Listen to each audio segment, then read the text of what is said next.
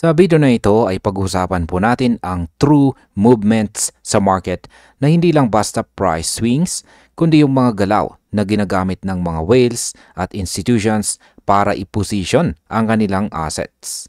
Ngayon, alamin po natin ang isang nakakatuwang XRP update base po sa latest rich list data na may 78 na bagong wallets na nakabili po ng 77 million XRP sa isang araw lamang. Ito po ay senyales ng isang malakas na accumulation trend at whale reshuffling. Tanong natin ngayon, ano po ba ang ibig sabihin nito para sa atin bilang mga traders at long-term holders? Ano po ang dapat nating bantayan sa market ngayon? At ayan po ang siyang ating pag-uusapan sa video na ito at simulan po natin sa ating unang katanungan kung ano po ba ang nangyari sa XRP Whale wallets. Base po sa on-chain data mula kay Mullen at saka sa XRP Rich List, makikita natin na ang top 10,000 wallets ay ngayon naka-hold ng 51.39 billion XRP. Ito ay humigit kumulang 85% ng circulating supply ni XRP. Ibig sabihin, karamihan po ng token ay hawak ng malalaking players. Nitong nakaraang 24 hours, nag-accumulate ang mga whales sa kabila ng market uncertainty. Ilang whales ay nagdagdag ng milyong-milyong token sa kanilang balance, habang ang iba naman ay nag-shuffle o nag-move ng kanilang assets papunta sa ibang accounts. Ito ay nagre-representa ng active positioning habang naghihintay ng susunod na galaw ng market. Ngayon ay ilan pong bagong wallets na pumasok at ano po ang kanilang ginawa? Sa isang araw lamang, 78 na bagong wallets ang nakabili po ng 77.324 million XRP. Ang isa sa mga wallets ay nakapag-accumulate ng 35 million XRP, samantalang ang isa pang account ay bumili naman ng 3.63 million XRP. Anim po na wallets ang nagdagdag ng 1.99 million XRP bawat isa at hanggang 44 wallets ang nakabili ng higit sa 300 million XRP bawat isa. Ang data na ito ay nagpapakita ng isang malakas na accumulation trend at nag-i-indicate ng confidence ng mga whales sa long-term potential ng XRP. Ang magnitude ng galaw ay hindi po typical sa retail, kundi sa large-scale investors na may strategic positioning. Ngayon ay may nagbawas ba ng XRP sa kanilang wallets? Ang kasagutan po sa katanungan na yan ay oo. Meron pong ilang whale wallets din na nagbawas ng kanilang balances.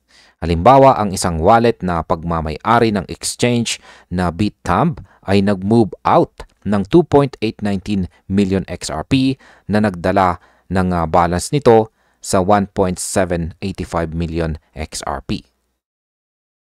Ang ganitong galaw ay maaari pong sanhi ng customer withdrawals o fund shuffling ng exchange. Bukod dito, mayroong collective depletion na 108.5 million XRP mula po sa 78 existing wallets. Karamihan ng mga wallets na ito ay nag-transfer ng sa pagitan po ng 240 to 241 million XRP bawat isa. Nagre-representa ito ng reshuffling sa pagitan ng mga whales at hindi panandali ang selling pressure. Ano po ang ibig sabihin ng whale reshuffling sa market? Ang nangyayari ngayon ay hindi po simpleng accumulation lamang, kundi isang strategic reshuffling. Habang may 78 na bagong wallets na nag-iipon po ng XRP, may 78 existing wallets din na nag-empty ng kanilang balances. Ibig sabihin, ang rich list ay rotating, hindi po shrinking. Ang mga malalaking whales ay nagre-reposition habang naghihintay ng mas malaking galaw ng market. Sa ganitong paraan, ang liquidity po sa market ay nagiging mas controlled at may posibilidad na maging sensitive ang presyo sa bagong demand. Para po sa mga traders at long-term holders, Ito po ay senyales ng aktibong positioning ng mga malalaking players sa ecosystem ng XRP. Ngayon ay bakit po ito importante para sa presyo ng XRP? Kapag ang mga whales ay nag-reaccumulate at nag-reshuffle, nagbabago po ang microstructure ng order books. Kapag mas konti ang XRP na readily available sa mga exchanges, mas mahirap ipagbili ito agad sa market. Ang ganito pong scarcity ay maaring mag-trigger ng mas mataas na price sensitivity kapag may bagong demand. Hindi nito garantisado ang bullish move, pero nagpapakita ito ng confidence ng malalaking investors sa token.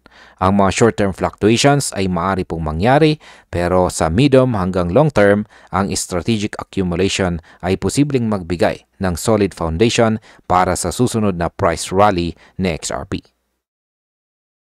Ngayon ay ano naman po ang sinasabi ng mga analyst tungkol sa accumulation trend? Maraming crypto analysts at saka pundits gaya po ni Mullen ang nagsasabing ang trend ay nagpapakita ng active rotation ng rich list. Ang mga addresses na may hawak na 20 million hanggang 500 million XRP ay nag-accumulate ng halos $7.81 billion na halaga ng XRP mula August hanggang ngayon. Ipinapakita po nito na ang mga malalaking whales ay strategic sa pagposition sa market.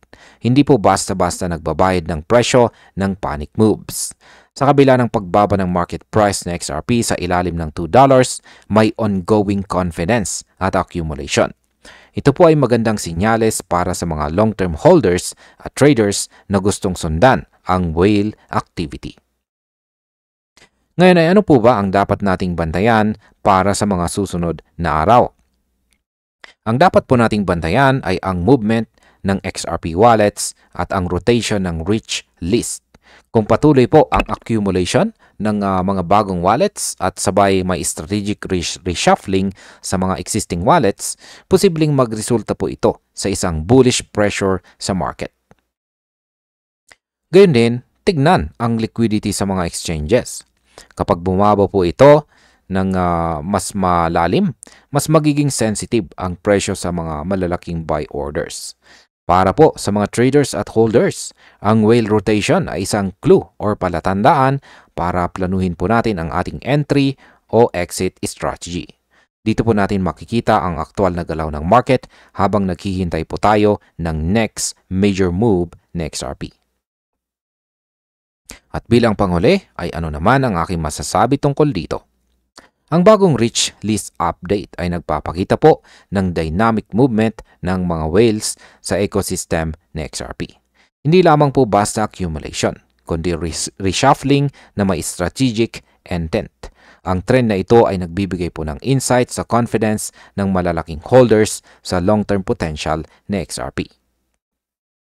Para po sa akin, bilang trader at long-term investor, ito po ay senyales na ang market ay naghahanda para sa susunod na galaw. Hindi lang ito hype o retail panic, kundi totoong whale-driven rotation na maaaring magbigay ng price catalyst sa susunod na mga linggo. Kaya bantayan po natin ang rich list at saka exchange liquidity. At ayun, hanggang dito na lamang po tayo sa video na ito mga ka-crypto. Maraming salamat sa panonood.